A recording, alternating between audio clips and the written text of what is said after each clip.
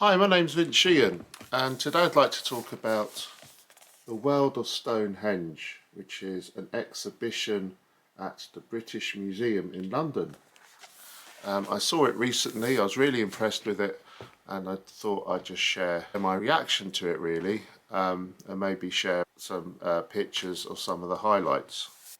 Now, the exhibition covers a vast time scale, stretching from the Mesolithic period through the Neolithic period through to the Bronze Age. We're looking at from about 10,000 BC to about 1000 BC. So the scope is ambitious. There are no written records from this time. So these cultures which lived in the British Isles, which had much contact with mainland Europe, they're shrouded in mystery. We just don't really know much about them, and the only evidence we have, of course, is from these wonderful relics from this distant time, which we find in this exhibition. And of course, Stonehenge itself, which is on the Salisbury Plain in Wiltshire, in England, is the kind of pivot point around which these various artifacts orbit around. Now, of course, you can't move Stonehenge into the British Museum, but nevertheless, it's always there in this exhibition. It was the absolute locus of the cultures of this time, particularly around about 3000 to 2000 BC. Now, what really kind of bowled me over, really, I never really appreciated this before, was the fact that it was only about 10,000 years ago that the British Isles were still connected to mainland Europe. A kind of a bridge really left over from the remnants of the last ice age. And I found that fascinating, you know, that peoples could travel this distance from various cultures by foot over to Britain. And it just never really struck me before. In my ignorance, I thought that was something, you know, far distant, millions of years ago, rather than as little as, you know, 10 or 11,000 years ago. They called this area, which is now the English Channel and part of the North Sea, Doggerland. So I found that fascinating. And there are some finds from a settlement they've excavated in Yorkshire called Star Carr, which was in existence during this time of Doggerland, when Britain was still connected to mainland Europe. And part of these finds here, this amazing headdress from 9000 BC, made out of antlers. It's quite extraordinary. It gives a resting window into that distant world.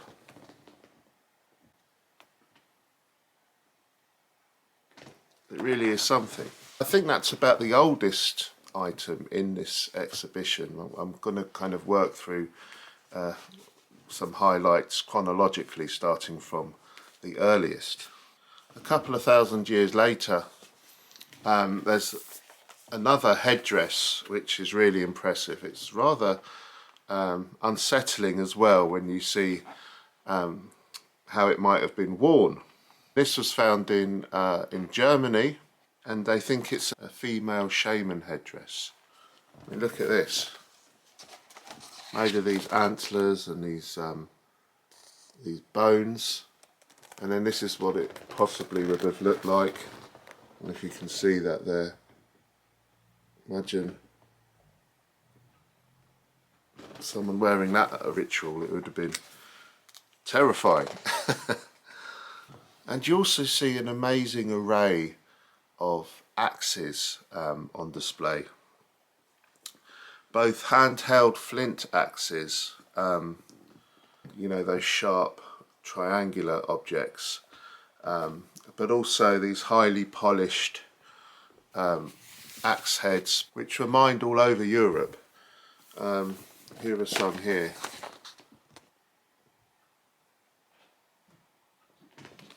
And they're absolutely stunningly displayed. A really great piece of exhibition design, I suppose. An amazing survival is this elm leaf from 4000 BC, found in Lancashire. Elm apparently was greatly depleted in Britain with the advent of farming techniques around about this time, when forests were cleared, etc. So it's an amazingly fragile thing which has survived all this time, this leaf, incredible. What's really amazing as well is they found this remains of a feast in a place called Conybeare, which is near Stonehenge. And this seems to be a feast where two different groups of people met. It appears one group were of the old hunter-gatherer type, and the other group were of the new farming stock. So really this feast seemed to symbolise a meeting of cultures, and it's really incredible that there's burnt remains of this feast which they've managed to date to this time. Another impressive piece in this exhibition is the Sweet Track. This is a wooden pathway which was excavated in marshes on the Somerset levels, and I think this dates from about 3800 BC. Again, it's a remarkable survival. Here it is kind of in a reconstruction, but it's amazing to see this walkway in a museum. They found this highly polished axe head next to it as well, which perhaps was left as an offering. There's some finely carved arrowheads as well from about this time, found near Stonehenge. I don't know if you can see them, but they're really, they're stunning miniature items.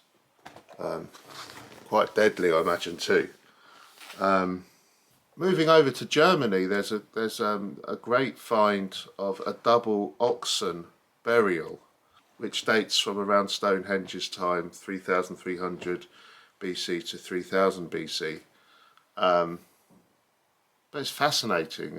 You see the oxen, they're kind of skeletons, but they superimpose this audiovisual effect, so you can kind of see them, how the oxen would have moved, etc. Yeah, really, really great stuff. There's a really impressive find from what's called Grimes Graves in Norfolk, in the east of England. And there's some stunning flint axes there. For instance, here you can see a couple there. But perhaps what's even more impressive is that they have some antlers which the miners used there to mine the flint to make these axes, and they've still got the miners' fingerprints on, which I think is amazing. Such a tangible link to these people who we know very little about. Absolutely fascinating, and such an amazing discovery. And then we move on to Stonehenge itself.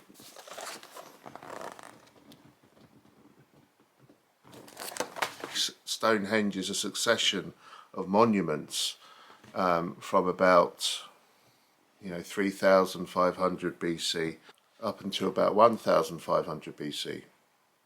And when it began to be built, there were already barrows and other graves in the surrounding countryside. It was already a focus point for the culture, where ancestors would have been buried. And one of the first things built there was a cursus, which is like a road, which maybe would have been used for processions. I wasn't aware of this before. There's a kind of reconstruction of it here. Now, of course, nobody really knows what Stonehenge was for, but it seems that when a more permanent monument started to be constructed on the site around about 3000 BC with a ring of blue stones, and then later on with the famous kind of horseshoe configuration and the big upright sarsen stones with the lintel resting on them, they are aligned to the sun's path on the summer and winter solstice. There's the sunrise, the summer solstice. So there's obviously some kind of astronomical significance to the monument, perhaps something to do with the dead, the ancestors buried there, and perhaps worship for the sun as well. But the meaning of Stonehenge is just shrouded in mystery, of course. But it's interesting to see, I think the exhibition does this well, to see the chart the progress between its first incarnation, which, by the way, the first stones were quarried in West Wales and dragged 200 kilometres over to Wiltshire. It's quite an incredible achievement, you know. It must have been back-breaking, but just goes to show how important Stonehenge was and how central it was. Now we're moving into a section called Sermons in Stone, which is, I think, more about the kind of rituals and beliefs of these people. What can we discern from these objects which are left to us and these monuments? Was built on the alignment of the summer and winter solstice. There's some truly beautiful objects in this part of the exhibition. There's something of the glorification of fertility, as you'd expect. There's this kind of phallus-shaped object here, found in Ireland, around 3200 to 2800 BC. And then we have Seahenge. There's Stonehenge. You hear about something called Woodhenge as well, but now we have Seahenge. And Seahenge is amazing. Seahenge again was discovered in Norfolk quite recently, I think. These timbers were discovered under the, coming up from the sea in the sand and in a circle. And they have them in the exhibition. I mean, it's like amazing. It's a highlight, surely, of this amazing show. And seeing these timbers in a circle is quite amazing, knowing how ancient they are, from about 2050 BC, and knowing what significance and importance it had for the people. And perhaps what's most impressive is the fact that in the middle of this circle, this henge of timbers, which has survived miraculously, there was this great upended tree trunk, and that must have been one hell of a sight. Goodness me, walking into this circle of timbers to see this massive tree trunk upside down, the base of it upside down. Wow. Perhaps a reference to Yggdrasil, that kind of ancient Norse mythology, I guess. I don't know, but incredible. I mean, here it is where they found it. And in the exhibition you see a reconstruction. Someone's illustrated what it would have looked like, and it would have been amazing. It's amazing now, after all these years, that it survived and it's in this museum in the middle of London in this exhibition. But it's just incredible to experience this. And in the exhibition, a composer has created some some sounds to kind of add to the atmosphere. And then again, perhaps for ritual purposes, the 3000s to 2000s BC, there's some amazing Irish mace heads, stunning items. Here's one here, with a kind of face on, quite incredible. And one of my favourite objects, well, two of my favourite objects in the whole exhibition here, this beautifully carved mace head. Look at that, isn't that stunning? Wow. That was found in Wales, actually, that one. And there's also this, the Towie decorated and carved stone bull. This is from about 3000 BC. This is absolutely beautiful. Look at that. And all the lines, the concentric circles, etc. An absolutely stunning item. There are also these mysterious Folkton drums, these carved items out of stone, found by the burial of a child. Fascinating. Again, about 3000 BC. And there's this amazing stela found in Italy with kind of Bronze Age people. We're at 2500 BC here, and their livestock. Incredible, look. What an amazing piece that is. I mean, this exhibition's full of outstanding objects. And here we have part of the exhibition called Under One Sky, which is all about the sun, the moon and the stars. And here is this explosion of gold. These amazingly beautiful gold objects. This is the beginning of humanity's mastery of metalwork. There's these sun discs, which are found throughout the British Isles. And they're these incredible collars, I think you call them, found in Cornwall. Really beautiful, and they just glow in this exhibition. They're just so stunning. And then we come to the Nebra sky disc. This is absolutely incredible. Look at that, with the Pleiades constellation there, as well as the sun and the moon. Isn't that awesome?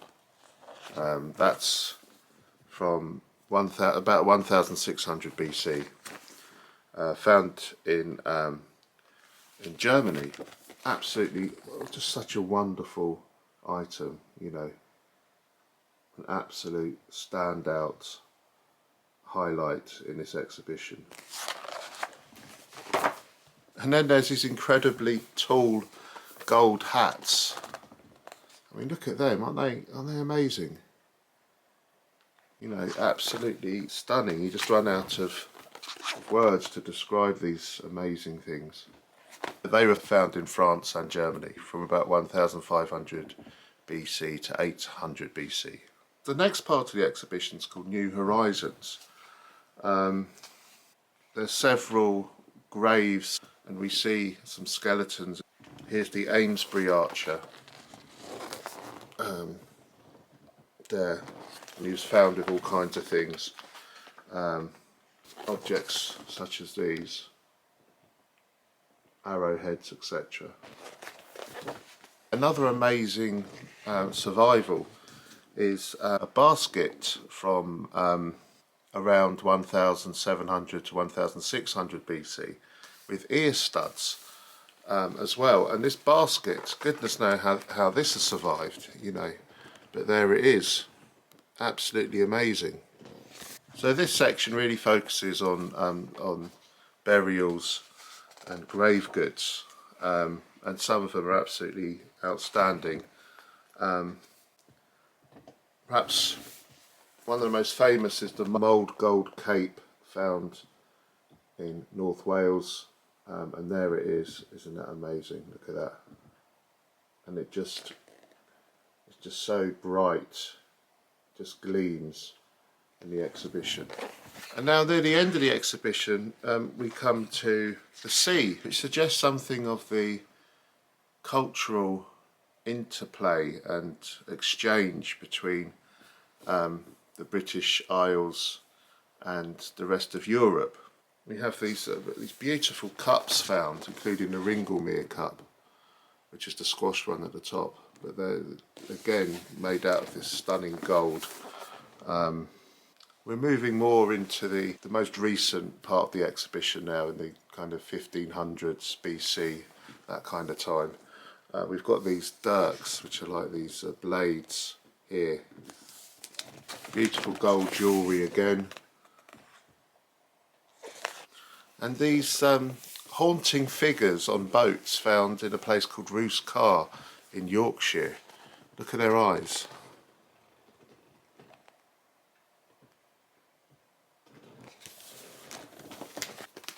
Wonderful shields and helmets, and even some musical instruments. This skull is perhaps a stark reminder of the violence of those times. I mean, look at that. You know, obviously hitting the head with an axe or something.